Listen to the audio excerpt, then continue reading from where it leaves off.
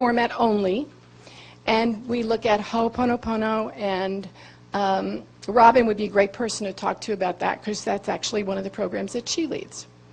So I'd like to just take a few minutes if you have any questions. If you're sitting there thinking, gosh, this is something I might like to do, but I'm not sure if it's appropriate for me, I'd be glad to answer any questions that you have. You know, before we do that, Lisa, Yeah. great to hear. We have a couple clients in the room. They'd be willing to speak about their experience. That would be great. Absolutely. Steve, you interested? This is Steve Little. He's been a client of ours for quite some time, a year. He's my personal client. And it's just been a joy to work with him. And I'd like for him to tell you a little bit about what he's gotten out of the program. I got to talk about what I got out of it. No, well, let me just say that it's an extraordinary program and they're extraordinary people. And you will get extraordinary results. That's really all I can say. I think Lee's analogy is a great one. If you think about athletes, you know, every athlete can work out, but to be a champion athlete, you need a coach. So to be a champion in your life, you need a coach. And the things that this group has done with me and for me, I might say, are pretty extraordinary. You didn't know me a year ago, so you don't have any idea who I was. But I wasn't who I am. Okay. And it's just a fabulous experience, and I'd recommend everybody just do it. Don't ask yourself, just do it. We're now beyond the end of the program. I was telling Joe this morning, and I'm not stopping, so we're carving new territory together, but I'm not going to stop, so you should start. Thanks a lot. Yes. Do you have a question? Yeah. Okay. You're talking life coach, right? Beg your pardon? You just talking life coach, so I don't need it. I don't need it. You're talking life coach. Yeah. We've been told, get back to ourselves, get into ourselves, Yes. start from there. If I come to you for coaching, or even if anyone else comes to you for coaching from this group, Yes. they're still stuck. What I'm asking you is if they're still stuck, then am I still stuck? And are you still stuck? It's a great question. That's a great question. And I feel in myself, I don't want to come to you. I'm not stuck. However, if someone else comes to you and they're stuck, then are you stuck? And I'm stuck. Right. I got it. No, that is a great point. I can tell you that when I'm in a conversation with somebody and I'm coaching somebody, I'm cleaning on myself. I'm very clear that that's the source, right? So before we get on any calls with anybody, we spend 10 minutes cleaning ourselves. And in the conversations that we have with people, I think it's really important that we don't give advice and we don't tell anybody how to fix themselves. Really what we do is we are a sounding board. We can hear what they're saying. We can continue to clean on ourselves as they're saying whatever they're saying. That's good. So that's between you and them. That will have absolutely nothing to do with me. Well, not according to Dr. Hugh Len. or not according to me. What I just said a little bit ago is that it's everything is in you.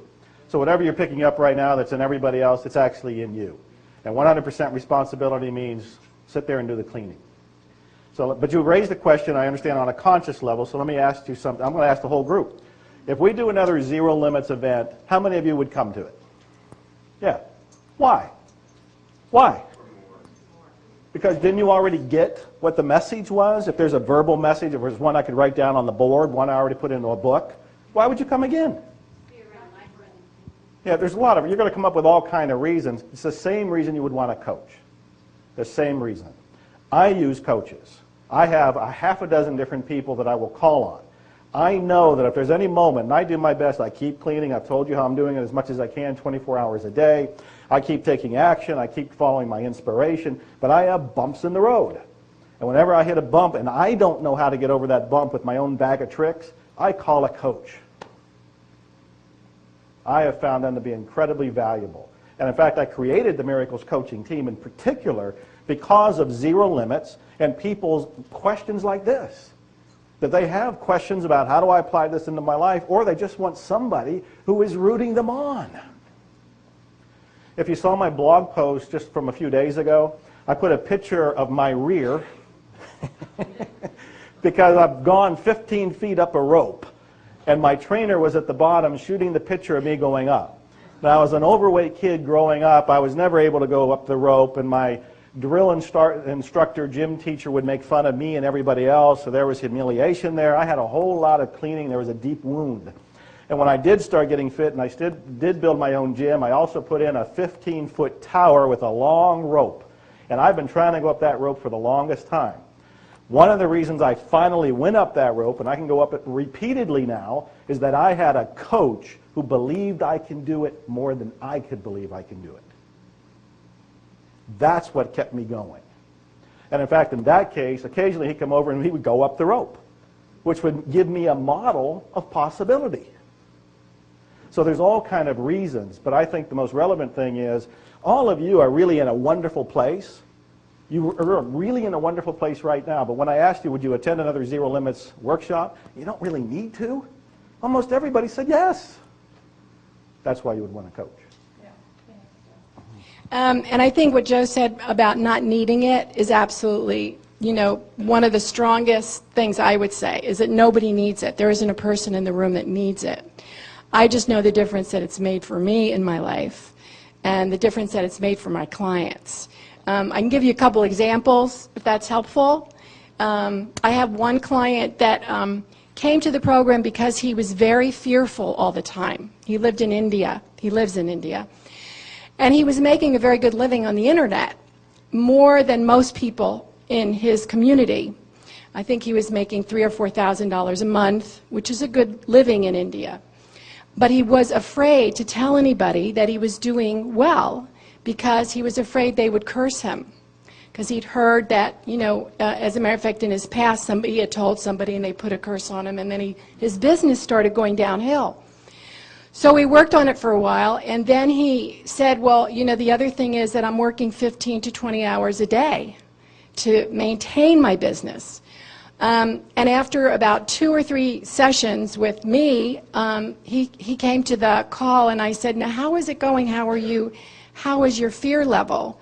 And he said, it's down to 5%. He said, I'm not afraid. I said, well, are you sharing this with your family? He said, no. As a matter of fact, he had bought a car and told his parents that someone gave it to him because he was afraid if he told them that he bought it, they would, curse him. So I said, so his instructions were, his assignment was to go tell his family about his business and how well he was doing. And he did. And he said it was just amazing how supportive everybody was. So over time, I worked with him for 6 months. He developed a revenue of $15,000 a month.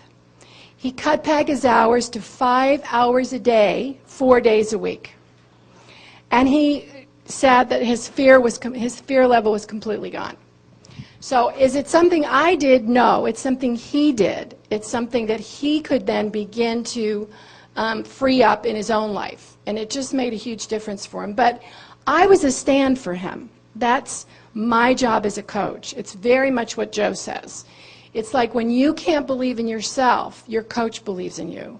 And your coach is a stand for you getting what you want in your life. So that's the one thing I would recommend that you look at. Is there something that you want to create in your life? Something that maybe you've been stopped in? Something that past conversations have been stuck and that you're using your clearing techniques that you're getting here to get rid of them. But they do come back from time to time. Those fears, those memories, those things that keep us stuck. And one of the things we do is we use clearing techniques like Hواپونوپونو and other techniques that help us be present. And once you're present, then you can be open and receive inspiration. But when you're stuck in the past and worrying about, well, this didn't work last time, how is it going to work this time? It's very difficult to create the future. So other than that, that's really all I can tell you. I love my job. It's a real opportunity to be with everybody and to support them in the dreams that they have. And if you guys have any questions, I'll be more than happy to answer them. Anything? Anya, anything you want to say? Okay. Thank you. Yeah, you're welcome.